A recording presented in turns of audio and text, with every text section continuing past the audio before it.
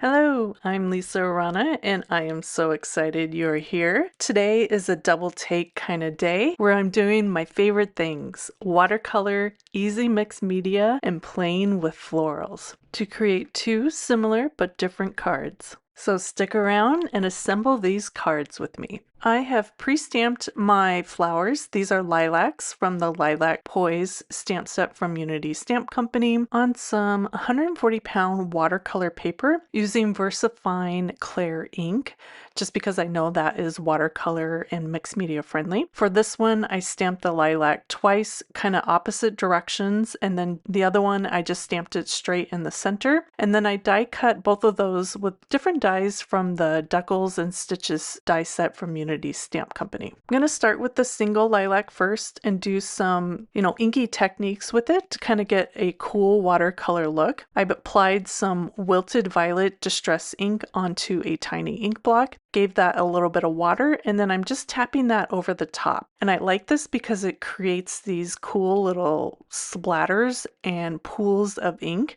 So there's variation in color already. I want to make sure that these colors don't blend too much and they stay separated. So I am going to be drying between each color using my heat tool.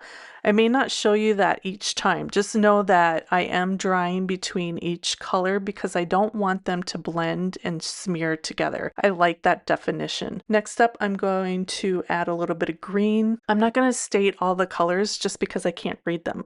I can't see them on my screen, but I do have them listed in the description of the video or on my blog. They're listed out as well. So once I was done smushing on the color with my little stamping block, I dried that, and I'm going to come in and fill in with a little bit of watercolor with the same colors. Just going to pick that up with a watercolor brush, and I'm not even filling in all the areas, but I do want to kind of expand that the purple tones and the colors throughout the flowers, but I don't want to fill in all the white. It is important to keep that contrast so you have a little bit of highlight kind of built into the design. So I'm tapping in some of the color. Sometimes it's a little bit darker, sometimes it's a little bit lighter. I may overlap the other purple. I'm just going in and scribbling within that general area. It doesn't have to be perfect. You can even go outside the lines. That's where that, tapping on the color with the block kind of helps. Creates this loose, really mixed media-esque watercolor where everything doesn't have to be perfect. I needed another color for that green, so I came in with a little bit lighter pop of green. My image is fairly dry. There wasn't much wetness there, so if yours is really wet, make sure you give it a good dry before you move on. And I'm just going to ink blend on some antique linen, just kind of around the center of the image. Just want to fill it in just a little bit. I'll come in with a deeper brown with Vintage Photo and just do around the edge. And this is just light first layer here. I can always add more later, but I just kind of wanted to get an idea of that antiquing at this point. I'm just going to repeat the process basically with the other one, and I'm going to speed it up because it's basically the same colors, the same process. It just looks a little bit different because that is the fun part of these techniques, is that each one will turn out just a little bit different depending on how wet your ink is, how many times you tap, what colors you use, what order you use them. What's kind of interesting is this second one actually turned out a bit deeper with color, so I must not have used as much water on the stamping block, so those splotches and smushing turned out much deeper.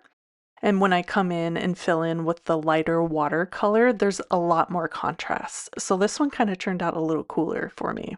And I think since it was my second go around, I was a little bit faster and more comfortable. So it's interesting how the two turned out just a tiny bit different, but still very similar using the same techniques. Even my ink blending was bolder. Isn't that funny? All right, moving on to phase 2, let's add some texture with a stencil and some light modeling paste. Light modeling paste has a bit of translucency to it. If you use regular modeling paste or even the Distress texture paste, it's more opaque and white. So if you're looking for that, or if you have that in your stash, it'll look a little bit different than what I have. Mine is fairly translucent once it dries. There is a hint of white to it, and it's very grainy. So what I'm looking for is that texture, and I want the color to kind of shine through that. So that's why I'm using light modeling paste. I'm using a palette knife to apply that through the stencil, and a fairly thin layer, though there can be some texture to it, some thicker, some thinner. And I'm going to lightly dry that with my heat tool just to make sure that it's nice and dry before I move on to the next part of the process, where I want to make that texture really shine through. Right now it's kind of hard to see. So I'm going to ink blend on a bit of that purple very light-handedly, and then do the same with the green in the other corner. I'm kind of mimicking the colors that I have in those areas. And then very lightly, I'm going to add some water. And that's going to pick up the purple and the brown that's behind that texture paste. And it's really going to cause that kind of starburst diamond to really show through in the background without being like overpowering. It's just a neat little texture that you see in the background. Just going to repeat that on the other card using just the purple, and then I know that purple and the brown are going to be picked up from the background. And it's very subtle. You can go darker, you can go more bold. Like I said, if you use the white, it's going to look a little bit different, but I just kind of want that hint of pattern in the background. And once I was done drying everything, I added on a little bit more of that vintage photo to kind of deepen up the ink blending on the edges.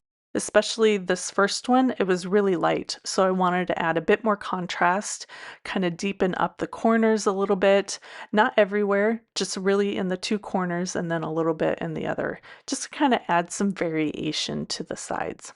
And then last, I need a little bit of shimmer. I can't help it, so I'm going to add some gold watercolor splatters over the top of both. And there's just a hint of shine. It's kind of hard to see on the camera, but I see it in person.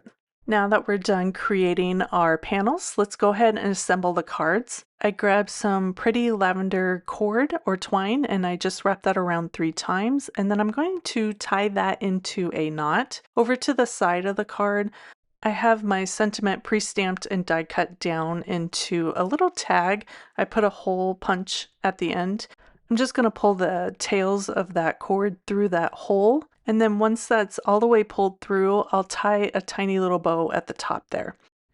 And then I'm just going to pop up that whole panel using some foam adhesive onto some background paper from the Lilac Lane paper pack. It coordinates perfectly with this lilac stamp set.